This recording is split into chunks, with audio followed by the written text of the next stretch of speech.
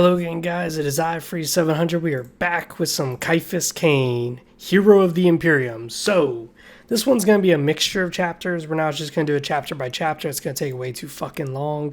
So, let's do this in a bundle of chapters, specifically chapters 1 through 3. So, let us begin.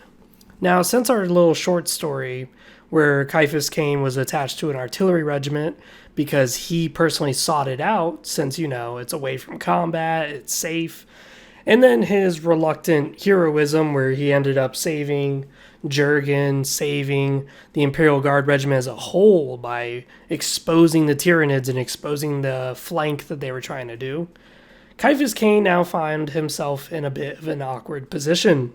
You see, people thought he was a hero. They thought he was a fucking blessing in disguise. They thought he was this valiant dude who would charge out into combat and look for the enemy. Well, this was not the case at all. So, what they do, they reassigned him to the brigade headquarters. And at first, it was relatively okay because all he had to do was just organize a few firing squads, organize a few data files. Still relatively safe. The only problem was, as he mentions here, is that when people think of you as a hero, they think that you're someone who likes to be in danger. So they usually try to find danger for you to be a part of. Which, of course, is not what he wants. So for around 6 years that he was assigned to the headquarters, he's been volunteered for clearing out fixed positions, clearing out space hulks, running deep reconnaissance behind enemy lines, and every time he survived. And every time he survived, everyone patted him on the back going, "Damn, that was a good job. Wow, Ciaphas Cain, you live up to the legends, dude." When reality is, as he admits, is that he just simply finds a nice rock to hide behind, a nice little piece of cover, and just simply waits for the noise to stop. Such a jackass. So, after surviving many of these encounters and the general in charge trying to find more dangerous tasks to send Ciaphas Cain into, Ciaphas Cain decided this is enough. I need to get the fuck out of this regiment because they are getting more and more inventive with their jobs to volunteer me for. So, what does he do? He puts a transfer in. Now, the transfer was going to take a while to get back to him, but the guy in charge pretty much looked at it and said, I understand why you want to leave, Ciaphas Cain. It's because his job's too boring. And Cain reluctantly agrees, but while he's agreeing with him, he knows one thing. This guy is a huge fan of the legend of Ciaphas Cain, because his body language is just trembling. He wants to just get down on his knees and beg Ciaphas Cain to autograph him. Which, as Cain points out, ever since the Siege of Perlia, which is an event that isn't described in this book, but is described in later books, the Siege of Perlia, someone had caught his likeness onto a recruiting roster form, and now everywhere Cain goes, he gets one of these recruiting rosters with his smiling face on it, shoved in his face, asked to be, autographed by the person holding the poster. So everywhere he goes, whether it's to get a cup of coffee, to go take a piss, go wherever, there's always some jackass with a recruiting sign that wants it to be signed. Now, thankfully, his order does get accepted. So Ciaphas Cain, or also known as Cain the Hero, is now going to be transferred. It's been a month, but the troop transport finally arrived to take Cain and his aide, Jurgen, up to the stars to serve in a new regiment. Well, before that could be done, Cain goes on a bit about how his assistant, Gunner Jurgen, has been quite a valuable aide, because as I said in the last video, Jurgen's not that intelligent. He just simply says, as the Emperor wills it. So whatever you ask him, he doesn't really seem to have much of an opinion. He also doesn't like being around people. He's very antisocial, he's very weird, and he's got this terrible, terrible odor that keeps people from being around his presence for too long to get a deep conversation going. Also, the funny thing here that is mentioned is that Jurgen is kind of a small fella, a little bit small, so hey, that's not a big problem. But because Jurgen is carrying all the luggage that Cain has at his disposal, You can't really see Jurgen, but you can smell him. And you can see his little legs underneath all the luggage, which Cain mentions that that's actually a good thing because he doesn't think that showing Jurgen to everybody, full picture, is not really a good idea. It's too offensive to the senses. So it's best to show Jurgen in small pieces of the picture, not the whole frame. It turns out later on that, this is a bit of a spoiler, but it turns out later on that Jurgen's actually a blank. So he's actually repulsive to people just naturally because he's the soulless thing. But that's for later. Right now, let's talk about the other stuff, like my phone. So Cain steps aboard the troop transport ship and meets Colonel Castine. At first, he didn't even believe it was her because she looks so young and so youthful, and her facial expressions is just beaming with hope, which Cain notes, one, her youth, the way she's so drawn to Cain is kind of nauseating to him because, you know, he's fine with being hit on, but being hit on so abruptly by this woman doesn't really come off too good to him. But also, the second thing is that if she's really excited to see him, that's making him shit his pants because this regiment must be in dire need of a commissar if she's that hopeful. Because she's supposed to be the one in charge here. This is not good. This is not a good start. So let's talk about that situation, huh? What kind of situation is Cain in? Well, you see, the Imperium has a lot of wars to fight. They have a lot of armies at their disposal. And what would you do if you were in charge of so many armies, and two armies in particular were badly, badly wounded, and they're below fighting strength? What would you do with those two armies? Well, you would stick them together. You just merge them into one army and continue the fight. Problem is that this doesn't work. The reason why it doesn't work is because one regiment, the 301st, has been around for 1,500 years, and they're just a long, deep tradition of fighting, all men unit. And then there is the 296th Regiment, that is an all-female unit, very, very staunch in their tradition of being only women, women's superiorities, shit like that. Now they're being mixed together into the Valhallan 296th / 301st Regiment. This is, of course, a very bad thing, because here you are ruining both of their traditions, both of their beliefs are now being forced together. And mind you, both of them have superiority complexes where they think that they are the best regiment compared to all the other regiments. This is a very deep issue. This is an issue of cohesion. The fighting force cannot fight together. They're too busy shooting at each other than shooting at the enemy. So this is where Cain comes in, and this is where it's actually good to have a commissar, is to reinstill order. But, well, that's going to be a bit of a problem. You see, there was a bit of a leadership issue already when the regiments were combined. The issue was that Major Brokelaw, who is the second in command, is way more combat experienced than Castine. But Castine got the position of colonel because she's literally 3 days in service longer than Brokelaw. That is the only reason. Just 3 lousy fucking days in service longer than Brokelaw, so she got the position, despite having less combat experience, less commanding experience than Brokelaw.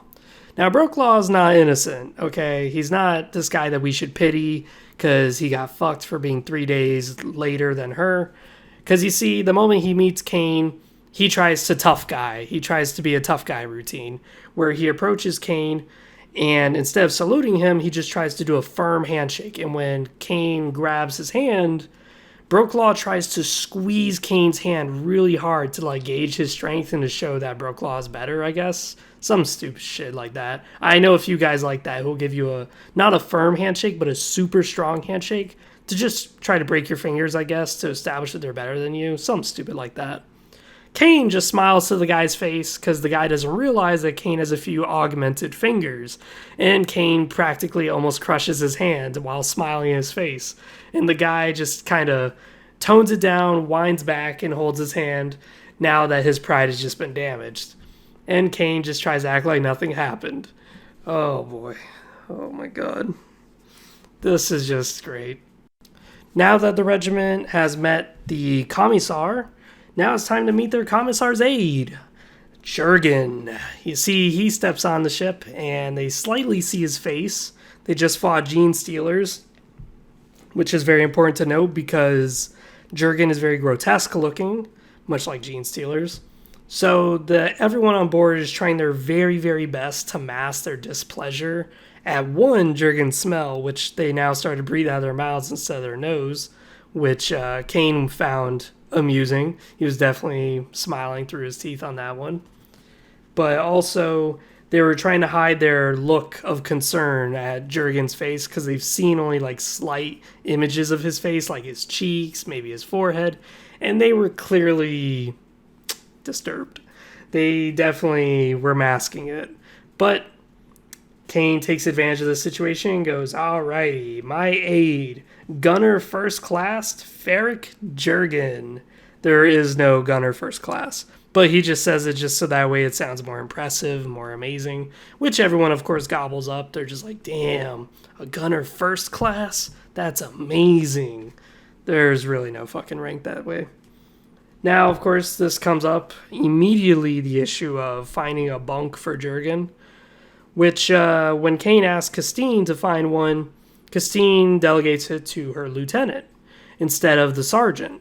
And when she defers to the lieutenant says that the sergeant is still trying to grasp the hang of things, trying to get through the data files. He's very inept at his job, which, of course, all the guys, including Brocklaw, is really pissed at this statement. But Christine doesn't see the issue, so she just nods and goes, okay.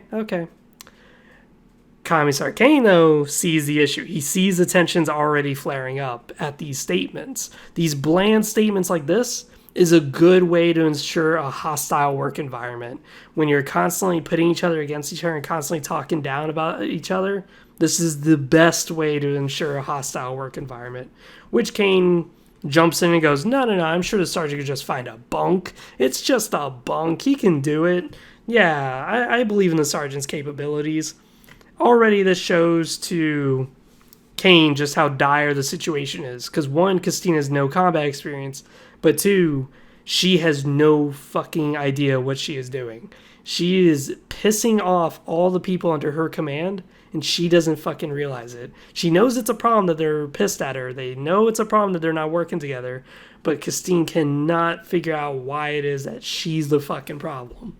So, this is great. This already sounds like real life work. Let's spill some tea, boys. Now, aboard the troop transport Righteous Wrath up in space, the Righteous Wrath isn't really remarkable. No need to draw details on it. That's just its name.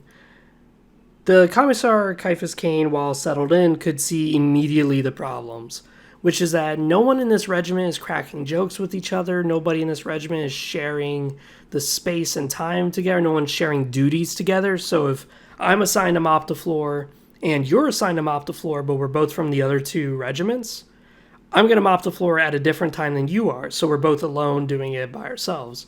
This is, of course, a stark problem. It's very obvious to see that there are issues. The naval patrolling crews that are walking up and down the halls making sure nothing is being, illy done like crime or someone stealing or something's out of whack. They're patrolling in very tight formations. They're very tense because at any point in time, a brawl could spiral out. This is something that Cain has taken notice of, which is very awesome. This is very nice. I like to see these tidbits in lore. Something that's nice, too, is that Cain gets a call from Captain Parjita. And Parjita is the captain of the ship, the one who's flying the Righteous Wrath, and has ultimate authority over what goes on his ship. Now, Captain Parjita is pretty much the only guy who's reached out to talk to Cain, which Cain does see as a bit of an issue, as the other commissars of the other regiments, they really don't care for him.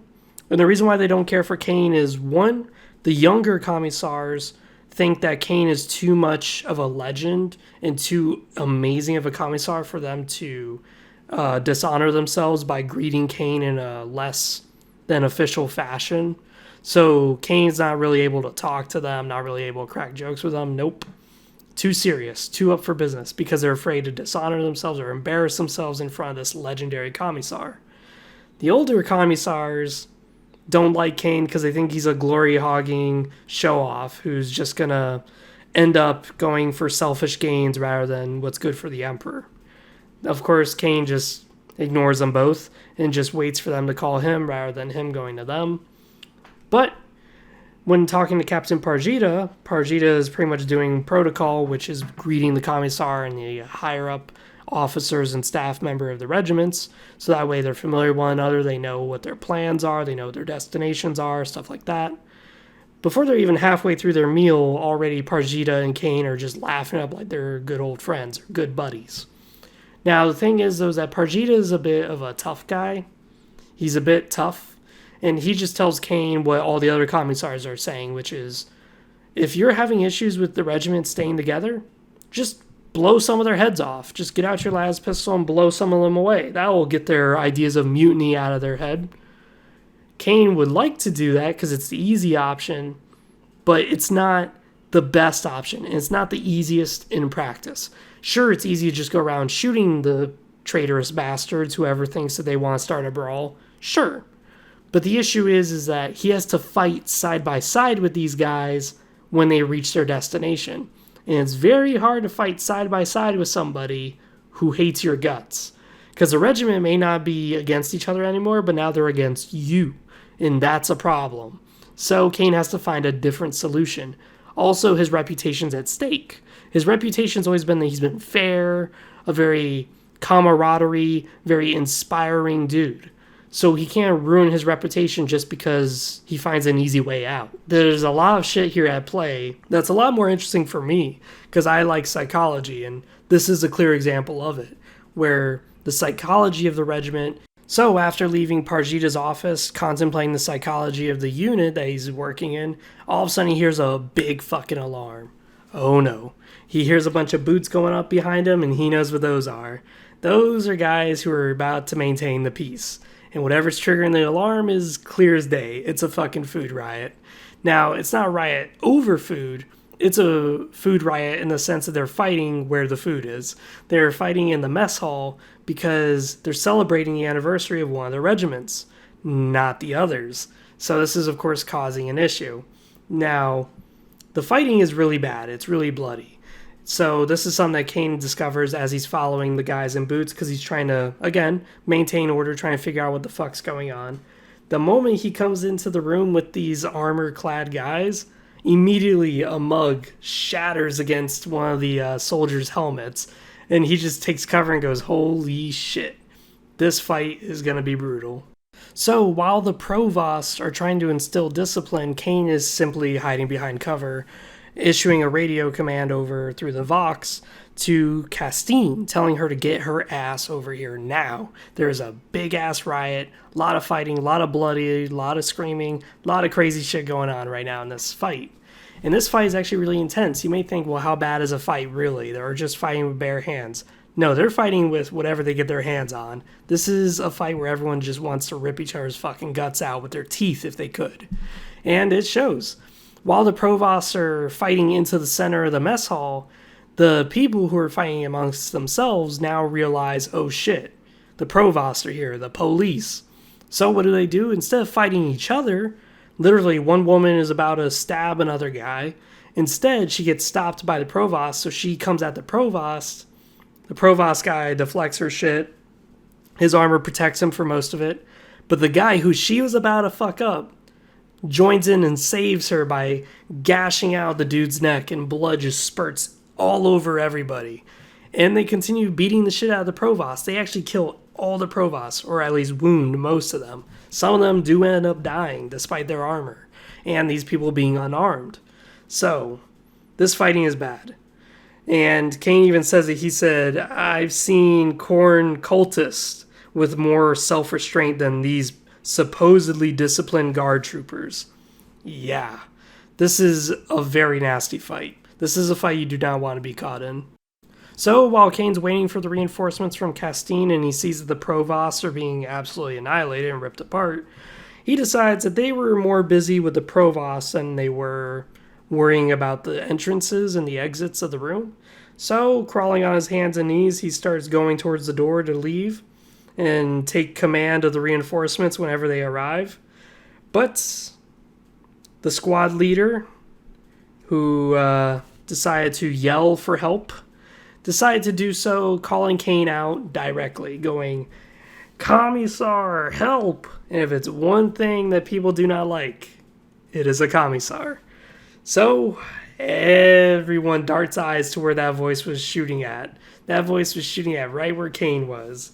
Cain stands up before all the eyes are met on him and takes a breather as all the eyes are staring at him. All of them fueled with rage, some of them fueled with pleas of help as they're bleeding out on the fucking kitchen floor. This is very intense. He is surrounded by essentially dogs. Not humans, just dogs. Now, this is actually something that I think a lot of readers don't understand what's going on in this part of the book, which is why I wanted to talk about this a lot, is that this is actually Psychology 101.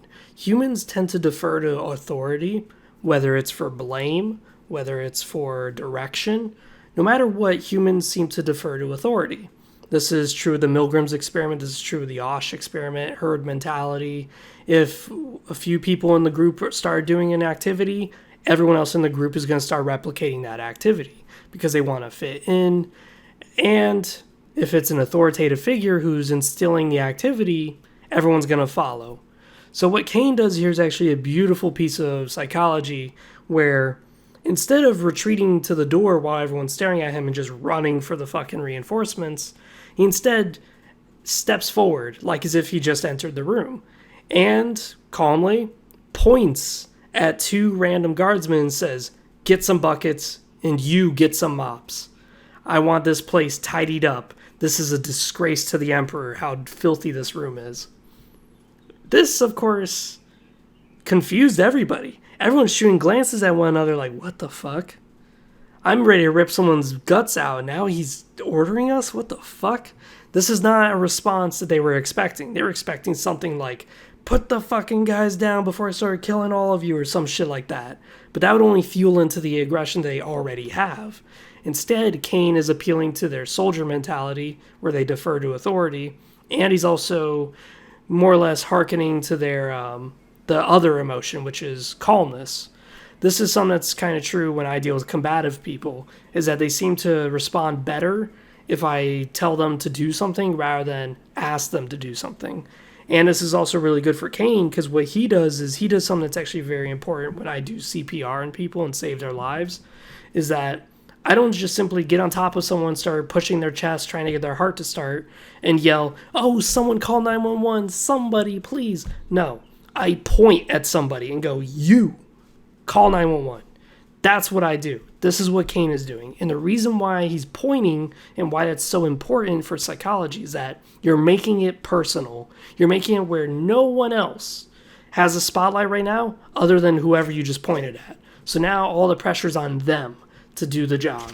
There's some that they can't deny. They can't look away and go, oh, he must be pointing at someone else. No, it's you specifically, which is why I really like this part in the book where Cain points out these two people and they actually start shuffling over to go get them buckets, but they feel guilty. They have like slumped shoulders.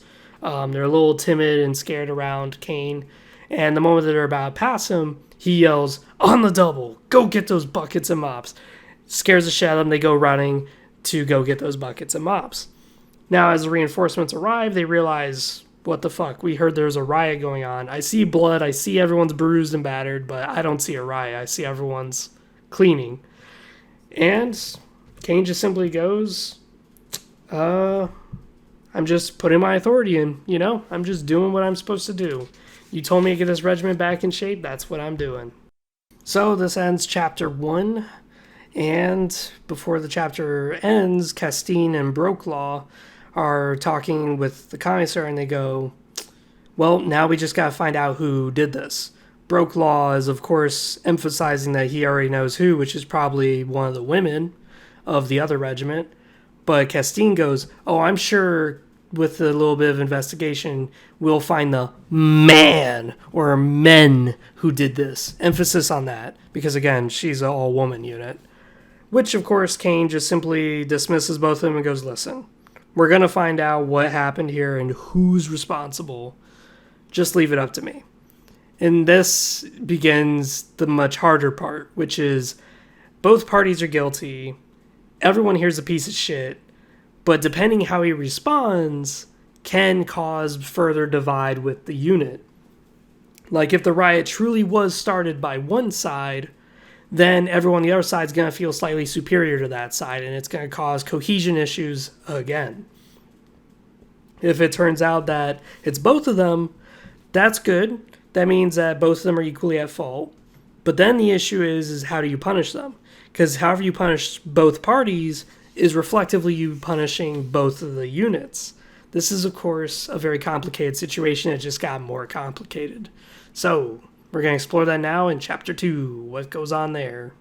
So right off the bat, Cain is going through the investigation reports, and in his office is a pair of uncomfortable chairs, because he had Jurgen find the most uncomfortable chairs possible, and his rather luxurious comfy chair that has padding and all the nice luxities that can be afforded to a commissar of his rank. Now you may think, why are we noting the chairs? Well, the reason why is due to psychological effects. If the people feel tense, on edge, they're more likely to listen to what he has to offer. And if he feels more comfortable, more relaxed, it shows that he is in authority, he is in control. Whereas they are not, because they're so uncomfortable, they don't feel sure of themselves. This is really good. The more they're focused on their personal being and less on the actual conversation, the better. So, right through the reports, Cain is talking to Major Brocklaw, who is the guy who is shooting glares at the women, saying that they're the ones probably responsible because the 301st would never engage a fight like this. And then the 296 women, which is Colonel Castine, who is supposed to be in charge, but she's darting glares at the guy, saying that they're knuckle draggers or idiots. They probably started the fight. And with her is one of her top officers, her Lieutenant Sula. And Lieutenant Sula is the one who is in charge of organizing the mess hall. She's the one who pretty much organized what kind of silverware would be used, what food would be on the menu, stuff like that. So that's why she's there, is because she's relevant to the investigation. So Cain looks through the reports and says, according to witness testimony, the 301st guys started the fight because they didn't like the plates they were issued. And Brocklaw was tense, and he didn't like the accusation, so he spoke in a bit of a hushed tone. He's like, yeah, not our brightest moment.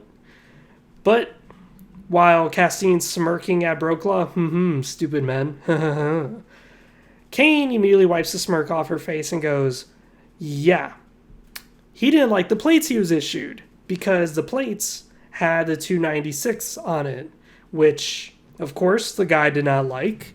But at the same time, who is the idiot exactly who ordered this? Also, let's not forget that the woman stroked the first punch. She was the one who struck. This, who was it?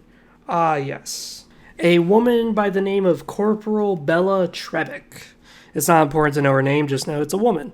So, Cain, of course, retorts this information to Castine and Lieutenant Sula, calling them both fucking idiots, because one, it was the woman who started the fight, even though the guy, Sergeant Tobias Kelp, started the riot because he just slammed his plate shattering on the ground, saying he wouldn't eat off of a fucking plate like that because it said 296 on it. And many of the guys agreed, and it started a bit of an argument, which prompted him in getting hit. But it was Lieutenant Sula and Castine who need to be reprimanded because they chose the plates.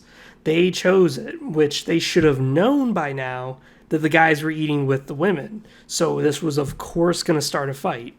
Which, of course, this puts pretty much everyone in a bad spot. So Brocklaw is silent because he's in a bad spot because his men did start the riot. Castine's silent because it was her women who started the fight. And Lieutenant Sola, she's more or less quiet because she knows she fucked up. She should have factored in some stuff. But Cain gives her a number 2 glares, he calls it. He has different poses, and he actually numbers his poses. A number 2 Commissar glare is supposedly very intimidating, so Usually people don't respond, but Sula retorts back to him after he makes a comment about how stupid she is for using those plates and giving her a number 2 glare. She retorts back, bouncing back, well, it was our founding day. It was our anniversary, our founding day. Which kind of put him off, but he didn't let anyone see it, how it put him off, how quick she retorted back from a number 2 glare. Such a jackass. A number 2 glare. That was a quick bounce back. God, such a jackass. I love it. But either way, he does retort back at Brooklaw and at Sula that both regiments have their own founding day, and this is the exact issue that caused the fight to begin with. Both regiments are acting as though they are their own regiments when they are not anymore. As of now, they are both one regiment and one regiment only. The fact that they're still celebrating traditions from their previous regiments is what's causing these issues, is what's causing the fights. It's not exclusively these two people who caused the riot. It's not their faults. It's more the commanding officers' faults, all 3 of them, because they're not listening. They're not realizing that they are now in this together. It's not a temporary situation. This is a permanent regiment now. Which, of course, they're all retorting back to Cain. And Cain, getting kind of tired of them retorting back, just puts out his las pistol and puts it on the desk. Because after all, Brooklaw was getting tense, Castine was getting tense, and he was concerned that these two were going to start fighting in his very own office. So he puts his las pistol off of his holster and on top of the desk. This quieted everyone in the room. Everyone is shocked. Because here it is, he's willing to execute everybody in this fucking room if he has to. But he smiles to relax everyone, but now they're on edge because now they know, hey, Cain's got the power here, not us. If he wants to kill us, he will. So now they're actually listening instead of trying to argue and fight, which is great. That's a good start because Cain already has a solution. And they're not going to like his solution. They already are kind of getting hints at what he's suggesting. So Cain slides them a data slate, and this data slate says exactly what he wants. He wants it where for training and practice, every squad is going to be organized with roughly half and half of both regiments, so they fight together. This, of course, makes Brooklaw shout out against it, saying that there's no way his men will stand this. And then Castine follows in, going, yeah, my women will not tolerate this. And Cain actually finds this good. They're arguing together against a common foe. He's like, this is perfect. This is exactly it. As long as you guys keep practicing separate, you guys are never going to work together. So you're going to have to.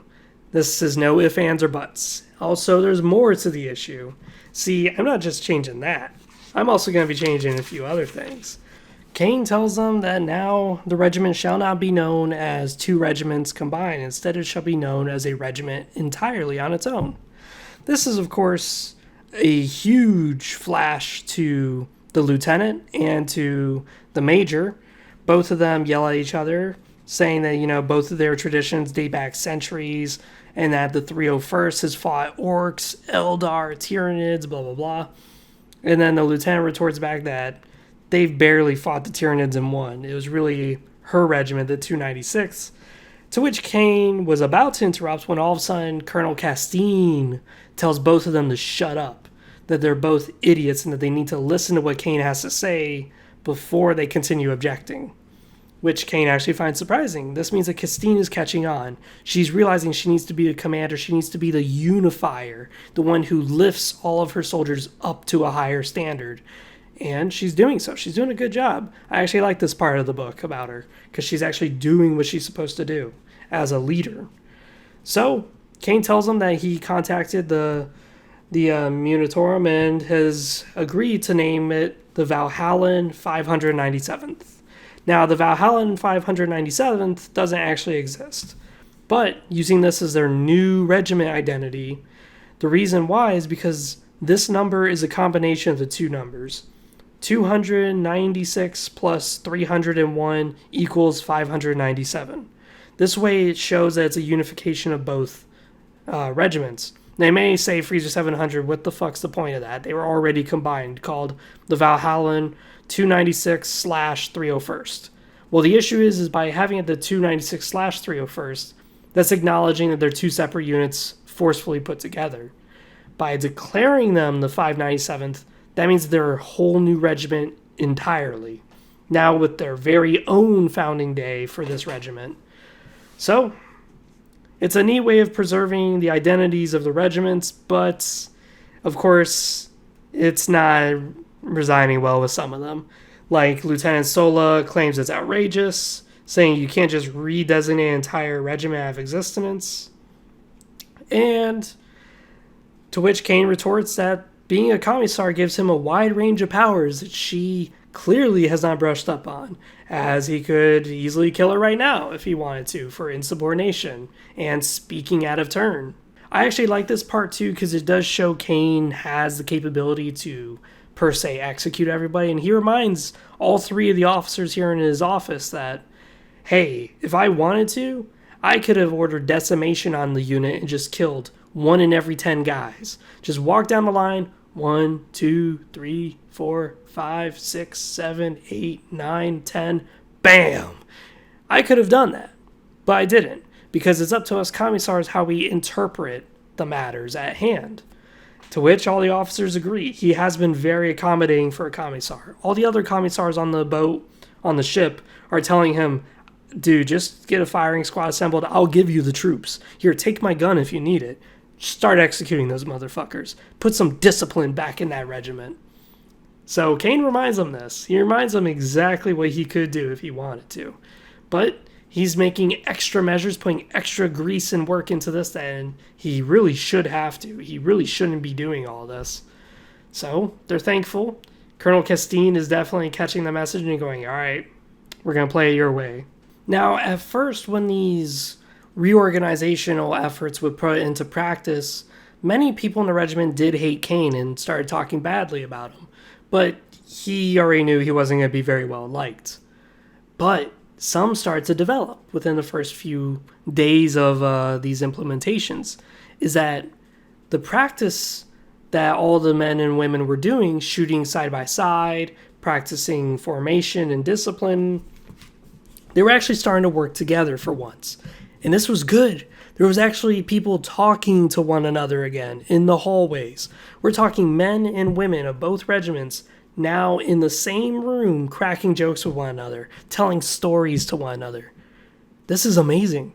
And Cain starts to institute something new, which later became a tradition of the 597th, Cain's Round. And Cain's Round is simply where if someone in a squad, I mean not someone, but if a squad in particular performed exemplarily well compared to all the other squads, then they would get extra ale in their downtime, which not only bolstered the people in trying to work together as a unit, ensuring discipline in their squads, ensuring that they were shooting together, fighting together instead of fighting each other, but it also instilled a sense of camaraderie, and it made people very well appreciative of the fact that, hey, some of us can work together for a prize. And it's always been shown that, if you instill a piece of cheese with a group of mice, and you make it where they have to go through a painful task, but if they work together, in the end, they'll be able to get the cheese. They'll do the painful task as many times as they damn well please just to get that damn cheese, and they will share it. So, hey, doing this with people, great idea. Great fucking idea. I love it. Now that the regiment was starting to actually work together again and form together, this was time to raise issues. You see, now that the regiment is working together, Castine and Brokejaw were actually working together. They were actually talking and backing one another up. The captain, Captain Pargita, still demanded justice for his dead provost, the men who were trying to stop the riot in the first place a few days ago. Now, Pargita is a no-nonsense man, as I was saying earlier. He would execute anybody if it just made things simpler. So he is breathing down Commissar Cain's neck, saying, I do have the right to execute these guys if you won't do it. Which he absolutely is right. He could. But the problem is that the morale of the unit is starting to finally come back. And if he executes these few people, it may actually end up fucking everything that he's done. And so far, the unit's actually come together far, far better than Cain could have ever hoped. So, both the Colonel Castine and Major Brokelaw are trying their best to tell Cain, don't execute those troops. And Cain agrees. He goes, I absolutely agree. Problem is, my hands are fucking tied. You see, Captain wants blood. I have to give it to him. So Cain tries to talk with a few of the other commissars and selects a few of the commissars to appear during the tribunal for declaring judgment against all these people who are in charge of the riot. Now, some of them are men, some of them are women, and each of them has relatively killed a provost. One of them in particular is a bit of a fucking psychopath. He doesn't even seem bothered by what is going on. In fact, he looks like he's eager to kill again, so kind of avoid that guy. Some of them, though, were just simply caught in the moment, and you could see that they got tears running down their face. It's a messy trial. And, again, Captain Parjita has given leeway to Commissar Cain because he likes him. But Parjita is a little emotional, and Cain suspects that one of the provosts who died may have been somewhat tied to the captain. So he has to tread very carefully here. Now, the commissars that Cain had selected were commissars who thought a little bit more like-minded to Cain. So this is one of the nice things about that, is that Cain just has to enact judgment. That's all he was told. And there's really not a lot of options here, just death. Death by gassing, death by being shot out the fucking airlock, death by firing squad. However death Cain imagines suitable for these transgressions. Well, Cain, in all of his cleverness, has found a bit of a loophole. You see, he doesn't have to actually kill these people. He doesn't actually have to do that. He just has to declare their sentence of death. He doesn't actually have to do it.